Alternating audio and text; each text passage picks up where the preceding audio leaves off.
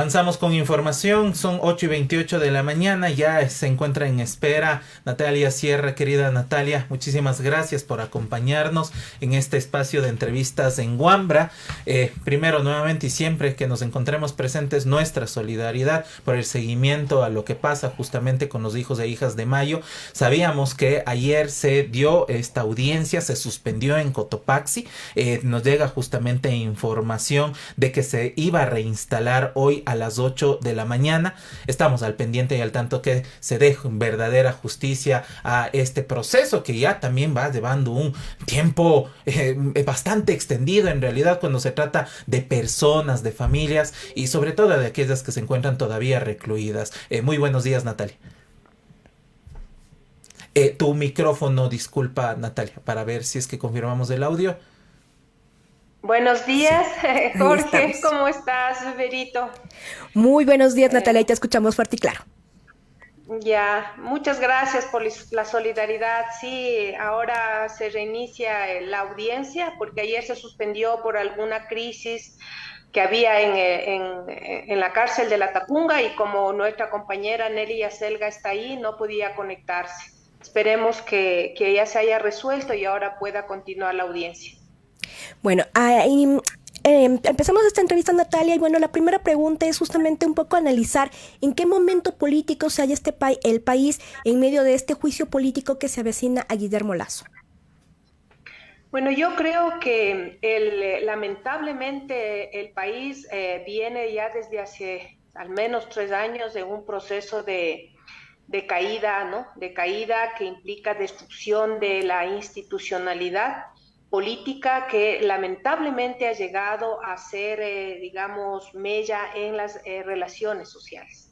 O sea, estamos en un momento bastante crítico, diría yo, que si es que no se toman medidas ahora, quizás pasemos una línea que sea difícil de que volvamos a retornar a una sociedad pacificada, ¿no es cierto?, que brinde todas las posibilidades para que nos podamos desarrollar nuestra vida.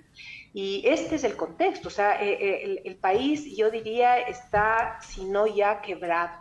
O sea, es grave lo que nos está sucediendo porque o sea, no es solo la violencia que vemos, que ya es gravísima, ¿no es cierto? Es decir, esta violencia que nunca nosotros hemos experimentado, sino que esa violencia expresa, y eso hay que tener claro, una violencia más profunda, ¿no es cierto?, que es la causa de esta, que es los procesos de destrucción de la economía social, de la economía de los sectores, no solo los populares, sino de los sectores medios. Es decir, es una economía que ha metido a grandes sectores poblacionales no en la pobreza, sino en la miseria. Y no se ve visos de que esto, digamos, haya un intento de este gobierno de hacer algo. Todo lo contrario, miren, todo lo contrario. Primero sacó dinero para reserva, que eso es para pago de deudas, ¿no es cierto?, en vez de invertir en política social. Y por otro lado, ahora anuncia que va a hacer un salvataje de la deuda de empresas y bancos privados, uh-huh. mientras la sociedad, o sea, y sobre todo los sectores populares y medios están en procesos de miseramiento, diría yo. Entonces, es algo que no se puede sostener. En este contexto, el juicio político al presidente, más allá de los temas formales, que yo no soy abogada ni constitucionalista, pero no creo que eso diga todo, eso es una parte. Es decir, cualquier persona puede darse cuenta que es un gobierno que no ha podido administrar mínimamente la cosa pública, administrar en el mejor sentido de la palabra, ni en el peor sentido, es decir, es un gobierno fallido que está llevando a que el Estado entre en un proceso de falla estructural. O sea, no hay como más. No se puede seguir más y eso ustedes ven que mucha gente opina en las redes, especialistas, ¿no?, que si no paramos ahora va a ser difícil retomar. Y parte o la mayor parte de la responsabilidad de esta situación es de este gobierno. O sea, yo sé que hay cosas que vienen de anteriores gobiernos, pero este gobierno no ha tenido ningún tipo de política social, ninguno.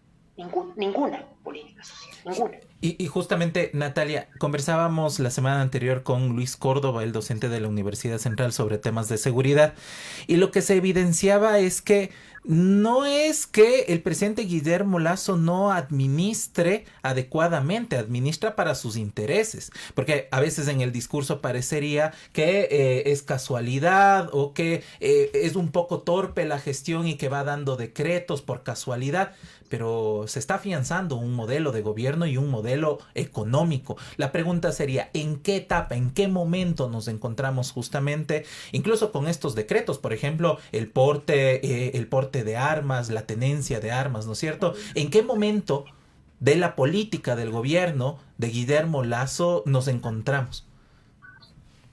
Yo sospecho, esto es solo una hipótesis, ¿no? Porque es un momento difícil, no solo aquí, sino a nivel global, pero me parece que es un modelo que puede enmarcarse en lo que ya llaman algunos teóricos necroliberalismo, o sea, más allá del neoliberalismo, que tiene como característica el ejercicio directo de un poder de la muerte, ¿no? Un liberalismo de la muerte, pero además en versión criolla, como siempre pasa aquí en el Ecuador. Yo creo que si uno ve la forma de operar de este gobierno de Guillermo Lasso, es eso, y yo estoy de acuerdo, es decir, yo decía administrar la cosa pública en el sentido que nosotros tenemos del Estado liberal clásico, ni siquiera voy a hablar de un Estado social, en el Estado, no, es que no es ni eso, por eso digo, ni siquiera es neoliberalismo, creo yo, ya es un necroliberalismo, y obviamente me parece que el problema de este gobierno es que hizo del tema del narcotráfico, del negocio del narcotráfico, de este capital criminal, política de Estado, ¿no? O sea, y esto ya es gravísimo, porque una cosa es que nosotros veamos que la capital criminal siempre está atravesándose, ¿no es cierto?, en el Estado, está atravesándose en los gobiernos, y eso no solo aquí, sino en toda América Latina, yo diría en el mundo. Pero es que esto va más allá, porque si es que es verdad la denuncia de la investigación de León de Troya, nosotros, si eso es verdad, que es lo que tiene que mostrarse no solo en el juicio político, sino en un juicio penal, es que hay una política de Estado desde el capital criminal. Entonces eso es necroliberalismo. Claro, porque digamos, vivimos un gobierno de Lenín Moreno que a pesar de las muertes espantosas, incluso en las calles con la pandemia, luego las masacres carcelarias, ahora las víctimas por los sicariatos, los demás atentados que vemos de violencia diaria, parece que ni siquiera les importa a los gobiernos. Entonces, claro, la pregunta es, ¿qué tipo de política finalmente social está intentando plantear este gobierno?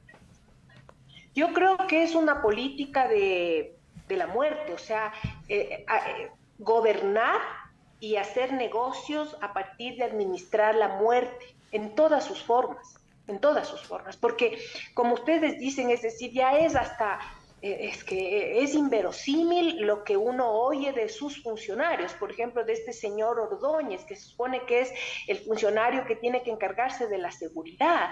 Es un señor que es como deja hacer, me acordaba de esto del dejar hacer y dejar pasar de la mano invisible del mercado, pero ya a niveles de todo, o sea, él deja hacer al capital criminal, deja hacer y deja pasar, porque no, realmente el no hacer nada es dejar hacer al capital criminal. ¿Verdad? Y esa imagen del señor Ordóñez para mí es el signo de este gobierno, ¿no es cierto? Así funciona todo.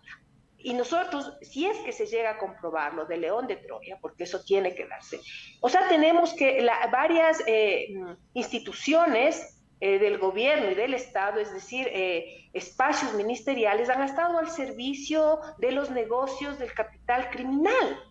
Pero digamos, si es que esto se prueba, pero por disposición del gobierno, es decir, esto que se entrega al ministerio, por ejemplo, o se hace negocio con quien dirige el Ministerio de Agricultura, que uno decía antes, ese ministerio a quién le va a importar, ¿no? Como eran los ministerios pobres, Pero obviamente cuando se denuncia esto que se está denunciando, ¿no es cierto?, que tiene que investigarse, claro, es como como todos los ministerios, sobre todo este de Agricultura y la parte de agroexportación, como esto está al servicio del negocio de sacada de narcóticos del país. Entonces, el asunto es muy grave porque este tipo de necroliberalismo te destruye la sociedad. Es decir, es una política de destrucción de todo lo que conforma la sociedad, ¿no es cierto? Sus instituciones, sus relaciones, sus espacios.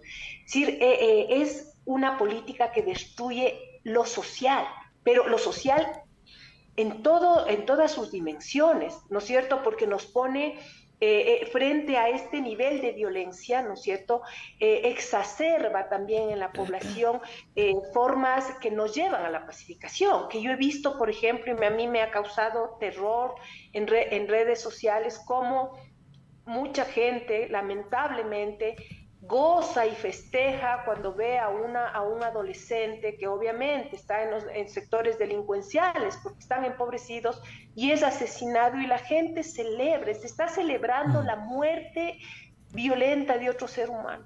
Y esto no puede ser, porque si la sociedad responde así, entonces ¿desde dónde vamos a reconstruir el pacto social? Claro, porque además, Natalia, recordarás que hace un año, cuando fueron las protestas de junio, teníamos gente celebrando, aplaudiendo policías en las Iris, de ahí pasar a celebrar, por ejemplo, la muerte de 2 venezolanos aparentemente extorsionadores, la captura de un niño. O sea, ¿en qué momento también de la sociedad está configurando que esta política de muerte finalmente está, no sé si haciéndose carne ya? Creo que sí, o sea, ya eso es lo que yo les decía, me parece que hay un punto en que sale del Estado, o sea, de cómo el Estado se está destruyendo y comienza a afectar ya el pacto social, o sea, en la sociedad. Y por eso yo creo que el tema del juicio político, la destitución del presidente, no es que de la noche a la mañana esto va a resolver las cosas, pero hay hechos simbólicos que sí importan, más allá de que sabemos que los otros grupos políticos negocian sus propios intereses, pero el ser humano es un ser netamente simbólico, se humaniza en lo simbólico, entonces los hechos simbólicos tienen importancia. Desde mi punto de vista, más allá de los análisis profundos que podamos hacer, ¿no es cierto? Hay un rechazo de la mayoría de la población, en general a la clase política, pero particularmente en este momento al señor presidente, a Guillermo Lasso, porque siente que en él, porque además es así, por eso es el representante, ¿no?, que él no pudo, falló, ¿verdad? Y entonces simbólicamente que este señor sea sancionado por su falla, por eso digo, solo porque falló. Dejemos los otros análisis, que entendemos que aquí hay una economía y una política, pero solo el hecho de que falló, o sea, tiene que irse. Y ese hecho permite abrir un pequeñito espacio, una grieta, para poder pensar en reconstituirnos como sociedad. Solo pensar, porque el que es este señor no sea sancionado no deja ninguna apertura de posibilidad de dar un viraje en la dirección en la que, lamentablemente, en la dirección de desastre en la que está nuestro país. Ahora, y lo que nos concierne justamente a la sociedad organizada y no organizada, digo, ante esta política de muerte que está evidenciada en los barrios empobrecidos, populares, pero que ha permeado y ha llegado a San Borondón, ha llegado a Cumbayá. Ya no es una cuestión justo de solo unos y otros no. ¿Qué nos concierne en tanto a tomar postura? Asumir justamente lo que está pasando en el país, porque esta no solo es una cuestión de la Asamblea Nacional y de la clase política. ¿Qué pasa ahora, en cambio, por el tejido social? ¿Qué pasa con la ciudadanía en este momento que sería propicio tomar postura? Bueno, cuando el Estado, prácticamente por las mismas palabras del presidente, es un Estado fallido, porque cuando él dice, ¿no es cierto?, vamos a permitir el porte de armas para que ustedes y la delincuencia, o sea, resuelvan casi su problema, está reconociendo tácitamente que el gobierno es fallido y el Estado es fallido, porque entonces, ¿dónde está el monopolio de la violencia? concentrada en el Estado para dar seguridad, ¿no es cierto? Si nosotros como ciudadanos tenemos que defendernos portando armas, ¿ya? Entonces está reconociendo tácitamente que uno de los pilares básicos del Estado, que es el monopolio de la violencia, han fallado. En lo de las finanzas también. Entendemos que es parte de un proyecto político de las élites más perversas, pero digamos está fallando. Si el Estado se supone, la expresión política, ¿no es cierto?, de la sociedad para resolver las cosas comunes, ¿no es cierto?, y esto no sirve, la sociedad tiene que activarse, ¿no es cierto?, para poder reorganizar sus instituciones políticas. Entonces, ¿qué es esto? Todos, yo creo que en este momento lo que se tiene que hacer es hacer una gran coalición de la sociedad civil. Por ejemplo, pequeñas empresas que están siendo destruidas por la violencia, ¿no es cierto? Barrios que están siendo atacados por la violencia, y no digo solo la violencia de las bandas criminales, digo la violencia que viene estructural, ¿no es cierto? Falta de empleo y todo eso. Los colegios de profesionales, las universidades, los sindicatos, las mujeres, los jóvenes, las diversidades, o sea, todas las formas de organización de la sociedad civil tienen que entrar a una gran coalición y sentarnos a ver cómo vamos resolviendo esto. Por ejemplo, solo con el tema de la violencia, he estado pensando, ¿no? No podemos abandonar el espacio público por miedo, que es lo que prácticamente nos dice este señor ministro de gobierno. O sea, dejen de salir. Esa es la recomendación.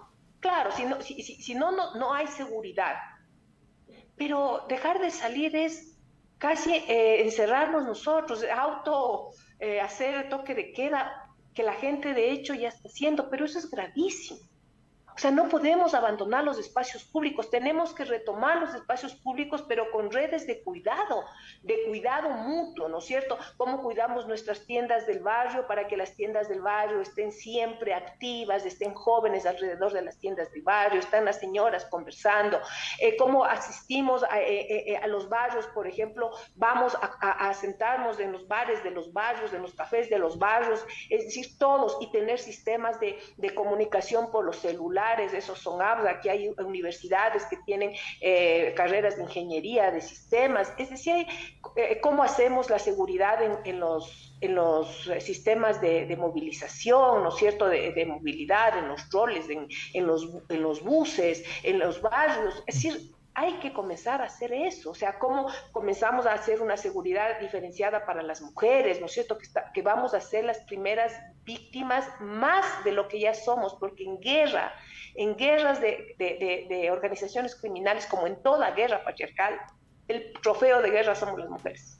Así es, ¿verdad? Entonces, eso urge. O sea, nosotros no podemos, tenemos que seguir presionando a todas las instancias del Estado, ¿no es cierto?, que respondan, porque por eso están ahí, pero no podemos solo hacer eso. Tenemos que comenzar a activar, se necesita no sé cómo llamarle, una gran mesa, un gran acuerdo, sentarnos a ver cómo vamos a resolver nuestros problemas. Por eso, y eso creo que se potencia más con el símbolo de que este señor, que no ha podido hacer nada, es más, lo que ha hecho es destruir lo que teníamos, tiene que irse. Y ya más allá de las implicaciones constitucionales del tema de que hasta de lo de Flopeg, lo del Gran Padrino, solo por el hecho de que visiblemente no ha sido capaz de cuidar de la sociedad ecuatoriana. Punto. Por eso tiene que irse. Ahora también, hace un par de semanas veíamos un video con varios actores sociales que hablaban de aparentemente 4 momentos de desestabilización que se quiso romper, digamos, la democracia acá en el país, tomando el paro, bueno, la consulta popular, bueno, varios momentos. Pero ¿qué pasa justamente con la democracia? ¿Cuál es el sentido finalmente que la democracia le está dejando a la ciudadanía? Porque hay y es de pronto mi visión de que la democracia se quedó en la papeleta y se quedó además en el gobierno y en la persona que la representa. Pero ¿dónde está la democracia para la gente, digamos? Verónica, la democracia liberal, electoral o representativa está absolutamente rota, ¿no es cierto? Rota. Eso hay que reconstituir. está rota. O sea, desde que comenzó a haber todo este tema de que lo mercantil, lo económico, atraviesa y pervierte lo político, ya desde ahí empezó a podrirse esto. No se diga cuando empiezan a poner plata de financiamiento, ¿no? Eso ya no, ¿a quién representan los que dan? Entonces, cuando esta democracia, ¿no es cierto?, no nos está sirviendo, en este momento hay que reconstruir, tenemos que asumir la democracia directa, profunda, comunitaria, de la sociedad de base. O sea, ¿de dónde surge todo esto? Sale de que la sociedad es la política, la sociedad se organiza, se sienta a discutir sus problemas comunes. Esa es la política. Eso hay que volver a constituir en este momento, porque lo otro, para que lo otro funcione, tiene que estar sólido abajo, o sea, en las bases, ¿no es cierto? Entonces, ya sé que si es que el señor es enjuiciado y le es destituido, va a venir el otro, y no tenemos mucho tiempo, habría que preparar para las nuevas elecciones, pero no podemos solo apostar a las elecciones, tenemos que apostar a poder fortalecer nuestras organizaciones autónomas de la sociedad civil para poder dar respuesta. Y las organizaciones autónomas pasa desde la tienda del barrio, y eso también tiene que ver con el capitalismo brutal.